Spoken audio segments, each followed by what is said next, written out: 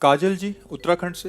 राधे राधे महाराज जी। महाराज जी, मौन रहकर साधना करने का क्या लाभ है? प्रभु कृपा कीजिए।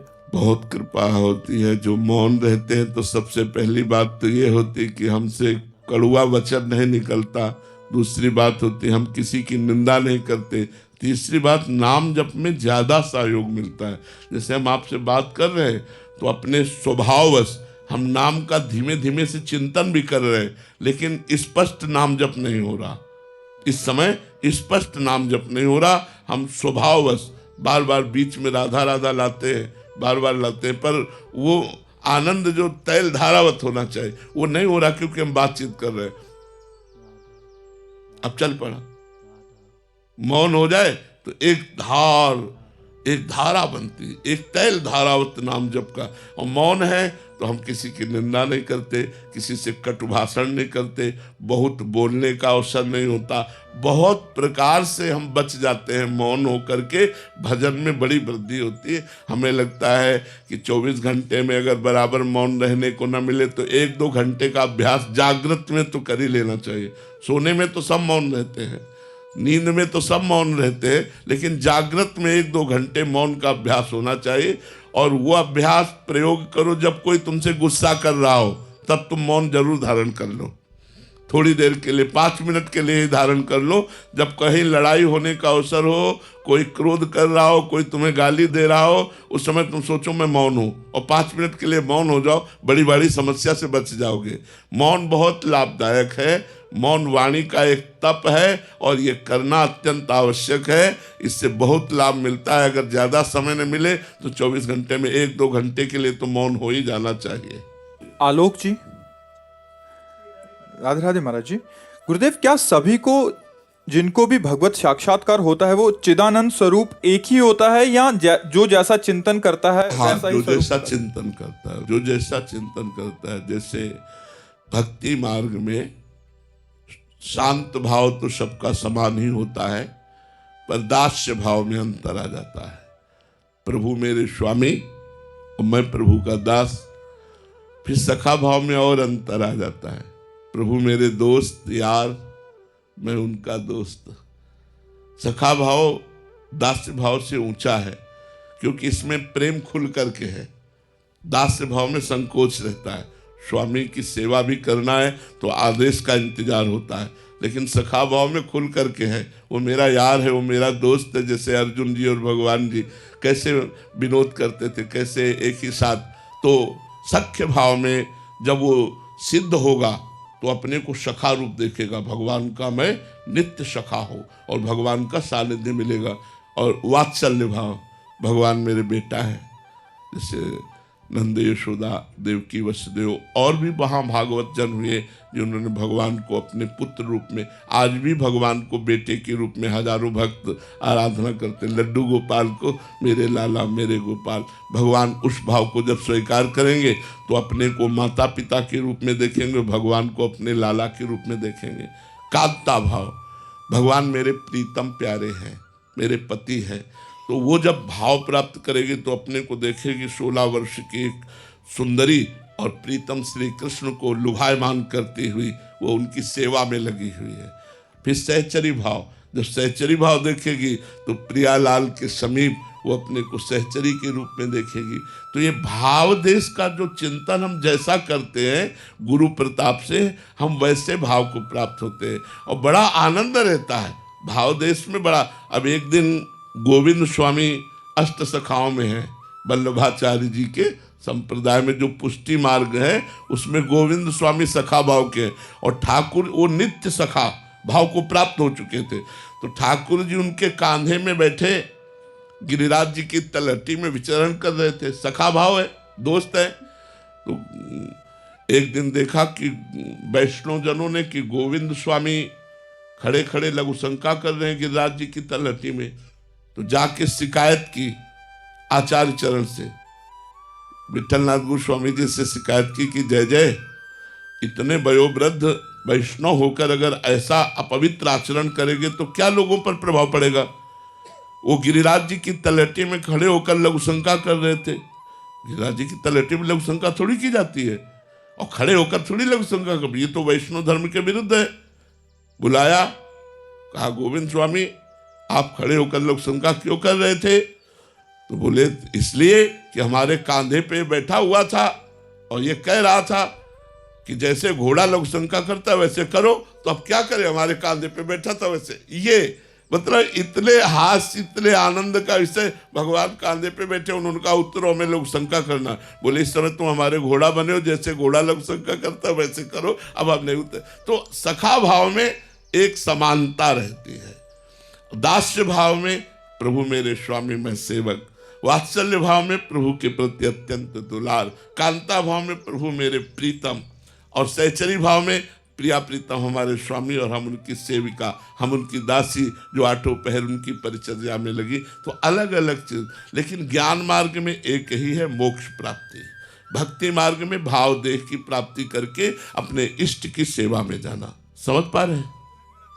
जैसे सभी के विग्रह अलग होते हैं महाराज जी, और सभी अपने अपने विग्रहों के हिसाब से उनको उस स्वरूप में सच्चिदानंद प्रभु को देखते हैं, लेकिन अगर वैसे सवाल हल होगा को तो सबको एक ही मिलेंगे। हमारी बात सुनो, जैसे हजारों श्री कृष्ण के प्रतिरूप विराजमान है, लेकिन जब श्री कृष्ण का साक्षात्कार होगा तो वो वही होंगे जो हमें श्री कृष्ण मिले, वही आपको श्री कृष्ण मिलेंगे। सेवा में अलग अलग है, लेकिन जो सच्चिदानंद रूप आएगा तो जो हमें मिलेगा वही आपको मिलेगा, उसमें अंतर नहीं है। राहुल कौशल जी लुधियाना से। राधे राधे महाराज जी। महाराज जी, जब हम मंदिर में प्रभु के दर्शन कर रहे हों और उसी समय कोई संत भगवान मंदिर में दर्शन के लिए आए, तो हमें संत भगवान को देखकर उनके दर्शन करने चाहिए या अपने प्रभु के दर्शन करते रहना चाहिए? ऐसे किया जाता है बस दृष्टि, और जब मंदिर से निकले तो दौड़ के उनके चरणों में गिर पड़ा जाता है। शास्त्र आज्ञा करता है कि गुरु के सिवा मंदिर में भगवान के सामने किसी को भी प्रणाम नहीं करना चाहिए, ऐसा शास्त्र आज्ञा करता है। तो जैसे कोई संत भगवान आए, हमारी दृष्टि गई तो एक बार उनसे आंख मिलाया और ऐसे मानसिक ऐसे दंडवत की, वह प्रभु के दर्शन करने लगे, तो वो भी प्रसन्न हो जाएंगे, क्योंकि संतों को ये पता है ये बात। और जब प्रभु से अलग हटे सो तुरंत उनके चरणों में दंडवत प्रणाम करें, वो सब करें, लेकिन प्रभु के श्री विग्रह के सामने जब हम दर्शन कर रहे हो उस समय कोशिश करें कि हमारी दृष्टि ही कहीं न जाए, केवल प्रभु में रहे। और अगर दृष्टि चली गई कि पार्श्व में कोई संत है क्या, तो ऐसे नमस्कार किया और बस फिर दर्शन करने लगे। और जब मंदिर के बाहर गए तो, लेकिन गुरुदेव पधारे तो ऐसा नहीं होगा। गुरुदेव पधारे तो प्रभु की दृष्टि हटा करके हम गुरुदेव को साष्टांग, क्योंकि गुरुदेव को प्रभु से अधिक मानने के लिए आज्ञा की गई है। मोते अधिक गुरु ही जिए जानी, आदेश आया, मोते अधिक गुरु ही जिए जानी। प्रभु ने स्वयं कहा मेरे से भी अधिक बढ़ करके गुरुदेव को मानना चाहिए। तो गुरुदेव पधारे तो साक्षात उनकी फिर साष्टांग दंडवत करे, और संत भगवान और पधारे उनको दंडवत करके भगवान के दर्शन करते रहे, और जब प्रभु से अलग हटे तब उनके दंडवत कर रहे, ऐसा। हाँ, सर झुका देना, ऐसे कर देना, ऐसे कर देना, ऐसे करके बस अपने दर्शन में लगे। तो संतों को ये सिद्धांत पता है। 32 सेवा अपराधों में एक अपराध ये है कि जब आप भगवान के दर्शन कर रहे हैं और कोई आया आपका रिश्तेदार, नातेदार, मित्र, और आप उनको मिलने, नेत्र हटा दिए, उनसे बात करने लगे, उनसे मिलने, ये सेवा अपराध लागू हो गया। तो हम केवल उस समय केवल प्रभु के दर्शन करें। अगर कोई संत महात्मा थे तो नेत्रों से मानसिक नमस्कार करके उनके दंडवत करते थे और फिर दर्शन में लगे रहते। सुभाष चंद्र जी। राधे राधे महाराज जी। गुरुदेव भगवान, 2 वर्ष पहले आपकी वाणी यूट्यूब के माध्यम से सुना। आपकी वाणी के प्रभाव से बहुत जीवन में परिवर्तन आया और परम पूज्य श्री उड़िया बाबा के उपदेश का स्वाध्याय करने का भी सौभाग्य प्राप्त हुआ। महाराज जी, उसमें एक प्रश्न आता है कि जिसमें इनको संशय है कि चित्त की चंचलता कैसे दूर करें। बाबा से किसी ने पूछा तो बाबा ने उत्तर दिया, वो तो ठीक किया जा सकता है जो तुम्हारे हाथ में है। तुम्हारे हाथ में तो शरीर भी नहीं, फिर चित्त तो और भी दूर है। यदि हम चाहें कि शरीर को अनुकूल कर लें तो नहीं कर सकते। इस प्रकार चित्त को अनुकूल करने का कितना भी उपाय किया जाए वो अनुकूल नहीं हो सकता। बड़े बड़े योगी हजारों वर्षों इस ठीक करने में लगे रहते हैं। देखो, संतों की एक मौजमयी स्थिति होती है, और किस समय किस धरा पे बोल रहे हैं ये समझना बड़ा कठिन होता है। अगर चित्त ठीक ना किया जाता तो किसी को भगवत प्राप्ति ही ना होती। अगर चित्त ठीक ना होता तो कोई साधुता के मार्ग में चल ही नहीं सकता। अगर चित्त को सुधारा ना जाता तो भगवान ये आदेश ना करते, अभ्यास योग युक्तेन चेतसा नान्यगामिना, ऐसा अभ्यास करो कि तुम्हारा चित्त कहीं जाए ही ना, ऐसा भगवान न बोलते। अब संतों की मौज होती। देखो, एक बार उड़िया बाबा के निजी सेवक ने प्रश्न किया, बाबा वो हमको रोज गाली देता है, जब मैं घर से निकलता हूं तो रोज दरवाजे पर खड़े होकर ऐसा बोलता है कि अब क्या बताऊं। बाबा से बोले, बाबा ने देखा ये तो बड़े गुस्सा, बाबा आपके सामने प्रण करता हूं अगर कल उसने बोला। बाबा ने कहा रुको रुको रुको, संतों की लीला, अरे वो तो मर जाएगा बेटा, वो मर जाएगा। बड़ा प्रसन्न हुआ वो, बोले तुम मत मारना, वो मर जाएगा। बोले बाबा कब मर जाएगा? बोले 6 महीना लगेंगे, 6 महीना मर जाएगा। बड़ा प्रसन्न हुआ। अब वो रोज बोलता, अब वो रोज देख के मुस्कुरा देता। 6 महीना हो गए, उड़िया बाबा से कहा, बाबा वो मरा नहीं। बोले कौन? बोले जो हमें गाली देता था। बोले तुम्हारा द्वेष मर गया? बोले हाँ वो तो मर गया बाबा। बोले उसी को तो बोल रहे थे कि 6 महीना में मर जाएगा। अब संतों की बात समझना थोड़ा कठिन है, अगर हम संतों के हृदय की बात को समझ पाए। अच्छा, संतों की भाव दशा होती है, किसी किसी भाव दशा में वो कुछ ऐसा बोलते हैं जो वेद और शास्त्रों से भी बढ़कर के होता है, परे होता है, हम समझ नहीं पाते हैं। तो जैसे कहा कि तुम शरीर को अनुकूल नहीं कर सकते, चित्त क्या क्या अनुकूल कर सकते हो? हजारों हजारों जन्म ऋषि मुनि लगा देते हैं, तब भी उनका चित्त अनुकूल नहीं हो। इसका मतलब वो उस एक भावधारा में बाबा बोल रहे हैं।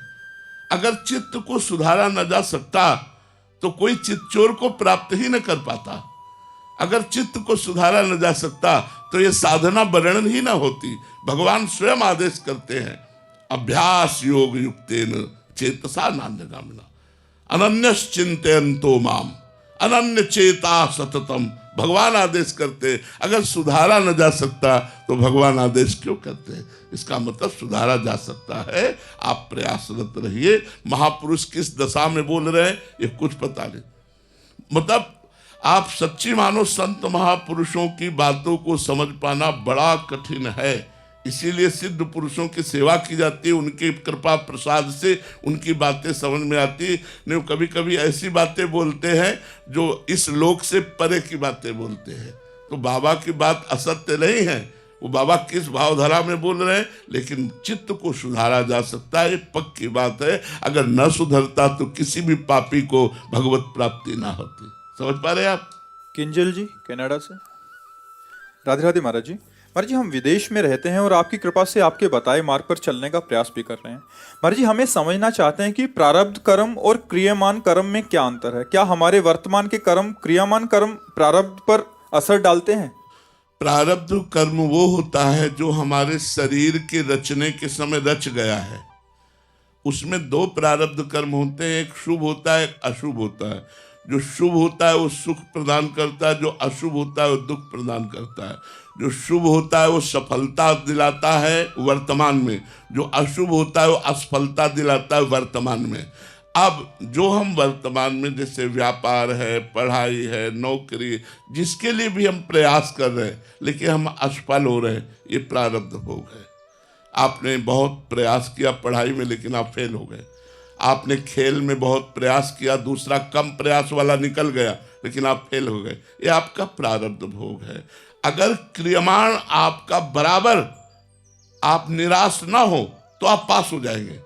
आप बराबर प्रयास करते रहे तो प्रारब्ध एक बार गिराएगा, 2 बार गिराने का होगा, लेकिन तीसरी बार तो हम पास हो जाएंगे। लेकिन एक बार में ही आदमी निराश हो जाता है। इसीलिए हम सत्संग करें जिससे हम निराशा को अपने अंदर ना आने दें। हम अविनाशी भगवान के अंश हैं, आज नहीं तो कल, कल नहीं तो परसों हम सफलता प्राप्त ही कर लेंगे। और आप ये निश्चित समझो सफलता हमको मिलेगी यदि हम प्रयासरत रहे, क्रियमाण हमारा जोर कर रहा तो सफलता मिलेगी।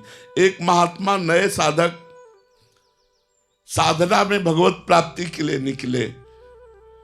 उन्होंने 20 वर्ष साधना की और किसी स्त्री के संग में वो आकर भ्रष्ट हो गए। उन्होंने विचार किया अब क्या होगा मुझे, अब मुझे कर लेनी चाहिए।